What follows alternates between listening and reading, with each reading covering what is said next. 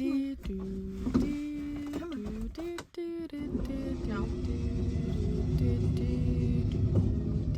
to see you again. I started out October the right way, eating a Trentino pizza and watching football with friends. I woke up the next morning before dawn because I was supposed to meet a girl at the bottom of Himmel, and then we were gonna hike up to the top together. But she never showed up, and I never heard from her again. So that didn't exactly work out. It was beautiful though, and my morning was incredible until I was almost back to the bus, and I swear to God, I stepped in some kind of poop. It was dark, and it was smelly, and it was all over my shoe, and that was the longest bus ride ever. Once I got home, I immediately threw my shoes in the wash and hopped right into the shower.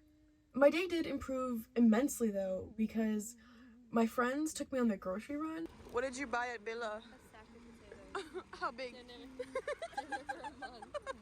And then they made breakfast for dinner. After that, Jazz and I went for a scoop. The following day, Jazz put those potatoes to good use and made some baked potatoes. On Saturday, Kirsten and I went to the long night of the museums, and I think the lines were as long as the night was. We started out at the Hat Museum, and it was indeed a hoot. We just had a hoot at the Hoot Museum. Yeah, genau. They put us in hats, which matched our outfits, and we ventured into an unexpected Franz Joseph themed basement of a restaurant. We did not see nearly as many hats as I'd expected, but we had a ton of fun. Pose for the video.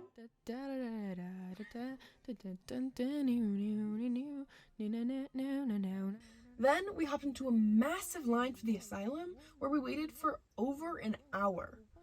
Then, as we were getting to the front of the line, our friends approached us and they were about to hop in the line too, and we told them to just come up to the front with us. It was kind of a miracle for them, and it made our wait seem a little bit more worth it. In the asylum, we saw a huge collection of medical exhibits. If you're thinking body parts in glass jars, you're exactly right. I thought it was super cool, but the vibe of the building were definitely off. It was this big circle, and it was built so that you would never know what part of the building you were in. How are we feeling? Honestly, knowing what had been done to people there was so much more off-putting than anything in the building. And there was also no self-service in there, so then when my friend Kirsten fled, we had no idea where she went. So I did tell the group before I broke off and headed home to see if Kirsten was there. Thank God she was, and to make up for the emotional distress, she bought me my first mcbeer. On Monday morning, we went to the UN, where there was a conference being held, so we observed for a little while before taking a short tour. Then we met with this extremely boring guy that we had been there to see. They said no videography, so I only have photos. But being in the UN was strangely like being in America. Everyone spoke English, there were numerous luxuries that I had been missing, and there was tons of propaganda. We finished up with some lunch and headed home. In the afternoon, I went to the funeral museum, where I met Pablo for the first time.